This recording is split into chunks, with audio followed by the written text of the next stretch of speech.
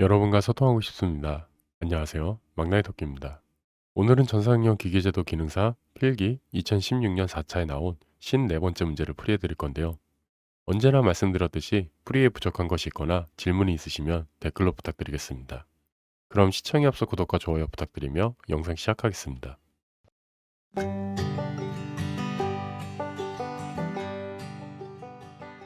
오늘 문제는 기어에 대한 문제입니다.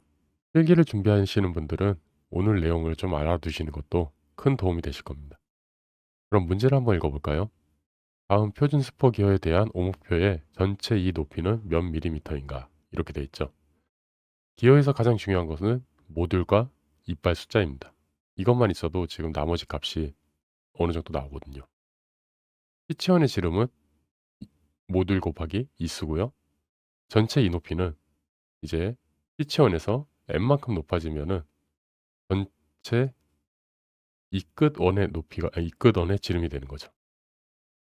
모듈만큼 높아지는 거니까 양쪽으로 붙어야 되니까 2mm, 2mm 총 4mm가 되는 겁니다. 그리고 이 끝원, 이 끝원은 이제 이 피치원에서 1.25m, 그러니까 양쪽으로 하면 2.5m이 되겠죠. 그만큼 낮아지는 겁니다. 그래 갖고 그 두 개의 차이가 오늘 문제에서 물어보는 전체 이 높이가 됩니다. 정답은 2.25 곱하기 2 해 가지고 4.5가 됩니다. 기어에 대한 식이 여러 개가 있는데요. 그거에 대해서 간단히 풀이하는 시간을 가지도록 하겠습니다.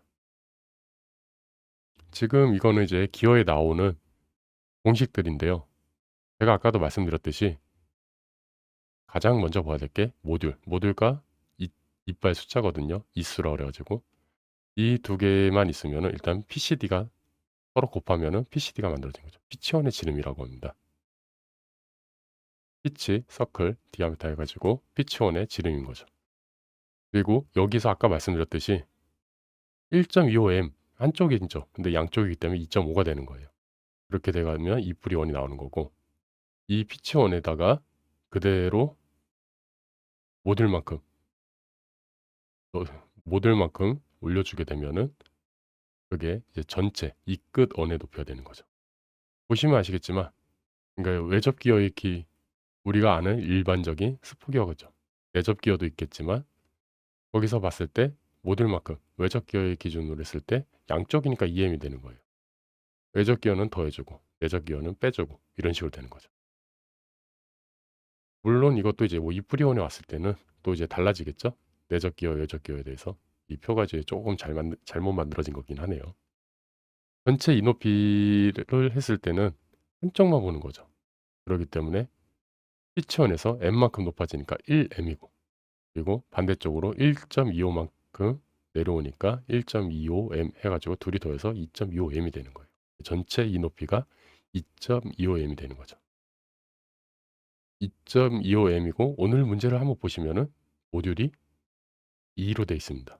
그대로 2를 곱해 주게 되면 4.5가 되는 겁니다. 오늘 문제 같은 경우에는 이제 실기를 준비하시면서 기어를 그리는 법부터 해 가지고 하나하나 공부하신 분들은 쉽게 풀 수 있는 문제예요. 하지만 이제 뭐 기어에 대한 문제가 이제 오목표를 어느 정도 읽을 수 있나, 오목표에 이제 빈칸 채우는 문제도 이제 나오거든요. 오늘도 이제 보시면 아시겠지만 이 전체 높이가 비어 있죠. 여기를 채우는 거거든요. 그리고 뭐 예를 들어서 피치원 지름이 빠졌을 때 여기가 피치원의 지름은 몇인가 이런 식으로 나오기도 하고요. 아니면은 반대로 뭐 이수나 모듈이 빠지면서 그 기어의 모듈이나 이수를 물어보기도 하겠죠. 이런 문제는 그냥 뭐 오목표를 전체적으로 이제 읽고 그리고 이제 기어를 그릴 수 있다. 이 정도만 되면은 쉽게 풀 수 있는 문제입니다. 오늘 문제 풀이는 여기까지입니다. 항상 말씀드렸듯이 풀이에 부족한 것이 있거나 질문이 있으시면 댓글로 부탁드리겠습니다. 저는 막나의 토끼였습니다. 시청해 주셔서 감사합니다.